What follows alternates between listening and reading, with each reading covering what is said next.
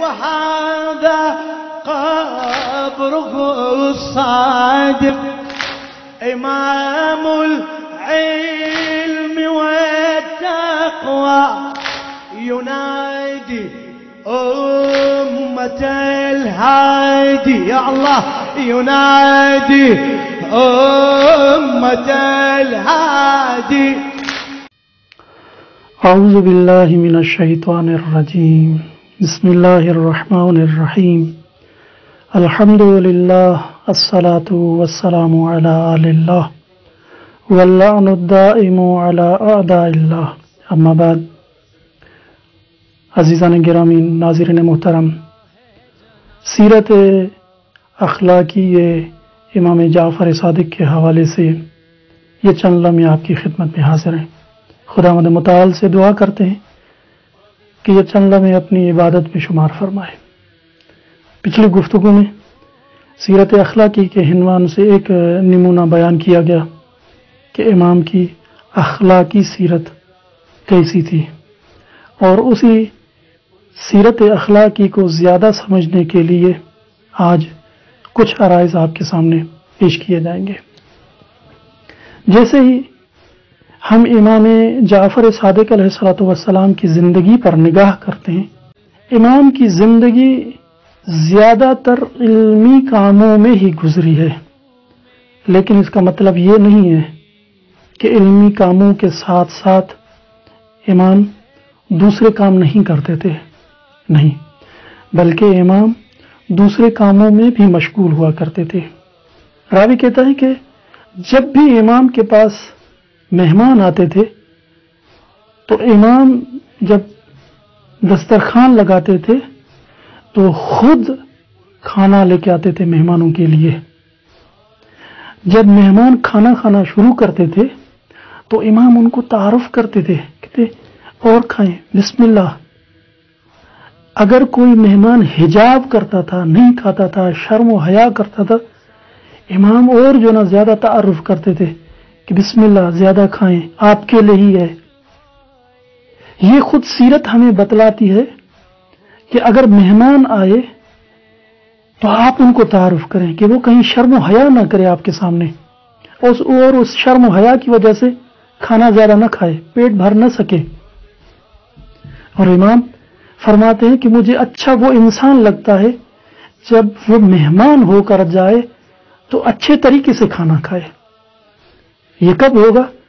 جب میزبان خود جو ہے نا مہمان کو کھانا کھانے کے لیے ترغیب کرے.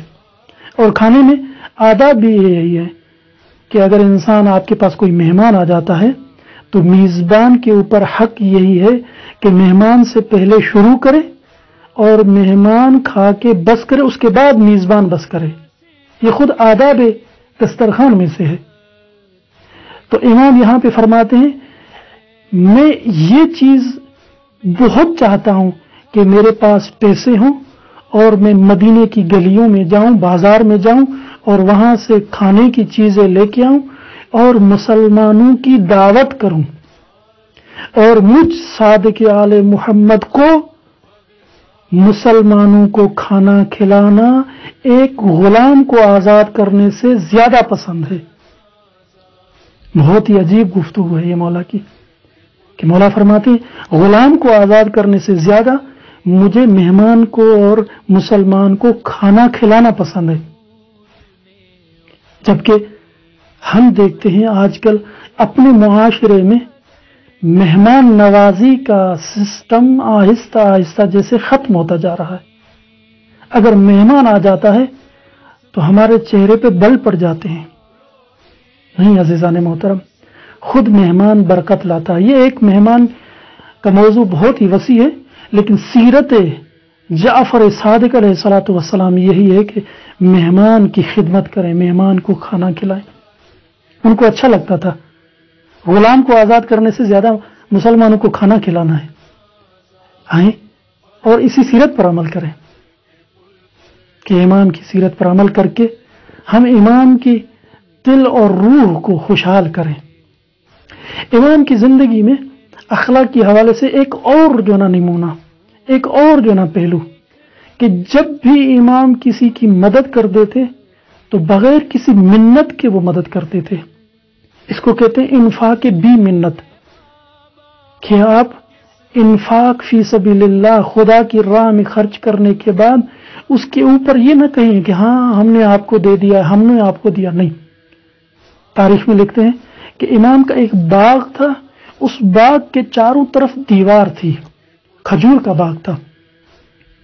جب کھجوریں پک جاتی تھی تو امام اپنے غلام کو کہتے تھے اور فرماتے تھے کہ یہ فلاں جگہ سے دیوار خراب کر دو، توڑ دو، اور یہاں سے آنے جانے کے لیے راستہ بناؤ تاکہ لوگ آئیں اور کھجوریں کھا سکیں بغیر کسی منت کے. جب بھی ہر سال جب بھی کھجوریں پکتی تھی امام دیوار کو توڑنے کا حکم دیتے تھے تاکہ لوگوں کے آنے جانے کا راستہ بنے اور لوگ آئیں اور کھجوریں کھائیں. اور اس کے بعد وہ لوگ جو باغ میں نہیں آ سکتے تھے، مثلا کوئی ایسے ہمسائے یا پیر مرد، بوڑھے یا خواتین یا بچے، ایسے لوگ اگر نہیں آ سکتے تھے امام ان کے لیے کھجوریں بھیجتے تھے کہ یہ آپ کے لیے ہیں، آئیے اس پر عمل کریں. خدا نے ہمیں بہت ساری ایسی چیزیں دی ہیں.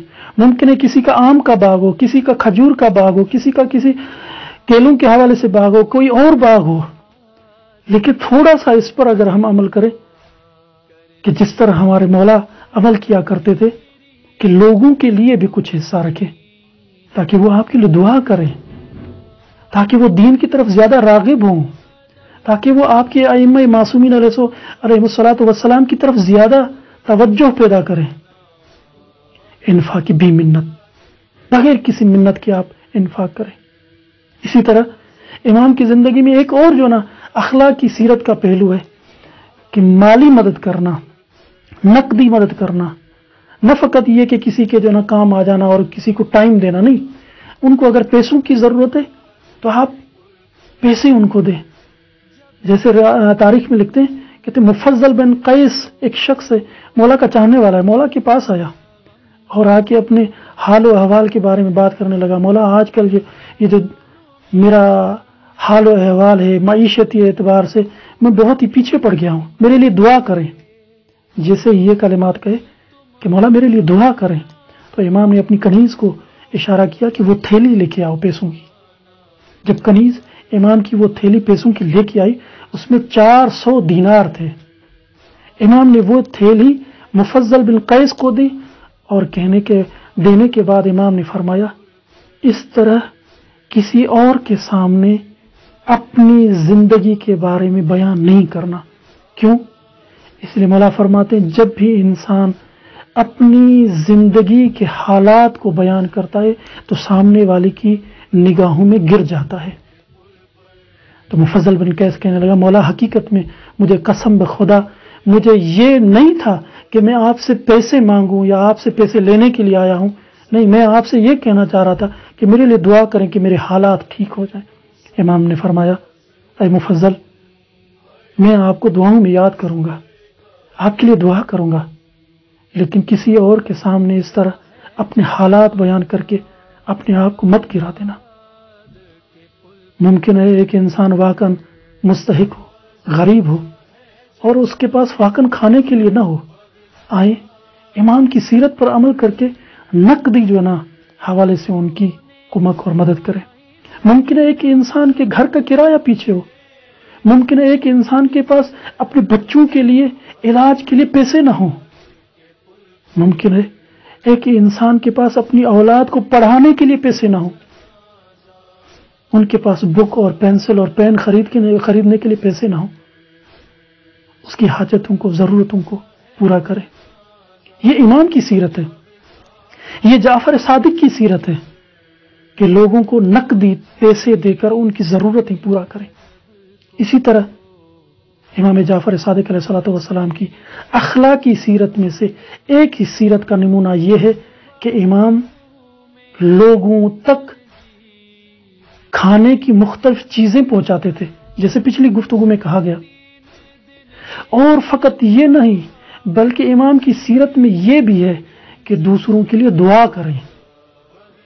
راوی کہتا ہے کہ میں حج کے موسم میں عرفات کی جگہ میں تھا. عرفات میں جب میں نے اعمال پورے کر لیے تو میں نے ابراہیم بن شعیب کو دیکھا جو امام کا چاہنے والا تھا. یہ راوی بھی امام کا چاہنے والا تھا. جب ابراہیم بن شعیب کو دیکھا تو دیکھا وہ ایک آنکھ سے نابینا ہو چکا ہے. اتنا اللہ کی دربار میں اللہ کی بارگاہ میں گریا کرتا ہے, روتا رہتا ہے کہ وہ آنکھ سے نابینا ہو چکا ہے, اور دوسری آنکھ اتنی لال ہو چکی تھی کہ یہ راوی کہتا ہے میں نے ابراہیم بن شعیب کو کہا, اے ابراہیم کم رویا کرو, یہ دوسری آنکھ جو تمہاری ابھی سالم ہے اس سے بھی نابینا ہو جاؤ گے. تو ابراہیم کہتا کیا کروں؟ خدا کی بارگاہ میں جب جاتا ہوں تو وہ خدا کی ذات ایسی ہے کہ مجھ سے روئے بغیر جو ہے نا وہ وہاں سے میں نکلتا نہیں. جب یہی چیزیں کی تو اس کے بعد راوی کہتا ہے اے ابراہیم بن شعیب تم کوئی اور کام کرو, اپنے لیے دعا کرو کہ خدا تمہاری آنکھوں کو صحیح و سالم کر دے. ابراہیم کہتا ہے میں نے جعفر صادق سے سنا ہے, اللہم صلی علی محمد و آل محمد, میں نے جعفر صادق سے سنا ہے کہ مولا فرماتے ہیں کہ اگر انسان اپنے دینی بھائیوں کے حق میں دعا کرے تو خدا اس دعا کرنے والے کے اوپر ایک فرشتہ موکل کرتا ہے, اس کے لیے مأمور کرتا ہے. اس فرشتے کا کام یہ ہے کہ وہ فرشتہ اس انسان کے لیے جو دعا کر رہا ہے دوسرے بھائیوں کے لیے, اس کے لیے دعا کرتا ہے. ابراہیم بن شعیب کہتا ہے اب مجھے یقین ہے میں دوسرے بھائیوں کے لیے دعا کر رہا ہوں جو میرے دینی بھائی ہیں, لیکن اللہ میرے لیے ایک فرشتہ مقرر کر رہا ہے جو میرے لیے دعا کرے گا. اور مجھے شک ہے کہ میں اگر اپنے لیے دعا کروں کہ خدا مجھے صحیح و سالم رکھ, میری آنکھوں کو ٹھیک کر دے, میرے حالات سنوار دے, تو میری اس دعا میں مجھے شک ہے کہ پتہ نہیں قبول ہو یا نہ ہو. لیکن مجھے اس چیز میں یقین ہے کہ خدا جس ملائک اور فرشتے کو مقرر کرتا ہے اس کی دعا قبول ہوگی. آئیں اپنے دینی بھائیوں کے لیے دعا کریں, جس طرح جناب سیدہ زہرا سلام اللہ علیہا کی سیرت میں بھی ملتا ہے کہ الجار ثم الدار, پہلے دوسروں ہمسائے دوسروں کے لیے دعا کریں پھر اپنے لیے دعا کریں. اپنے بھائیوں کے لیے دعا کریں, اپنے بھائیوں کے غیبت میں, ان کے غیر حاضری میں ان کے لیے دعا کریں کہ خدا وہ راحم اور ارحم الراحمین ہے جو خود فرشتہ اور ملائک مقرر کرتا ہے جو ہمارے لیے دعا کرے گا, اور اس کی دعا یقیناً ہمارے حق میں قبول ہو جائے گی. آئیے سیرت امام جعفر صادق علیہ الصلوۃ والسلام پر عمل کریں. والسلام علیکم ورحمۃ اللہ وبرکاتہ. وهذا قبره الصادق إمام العلم والتقوى ينادي أمة الهادي, يا الله ينادي أمة الهادي.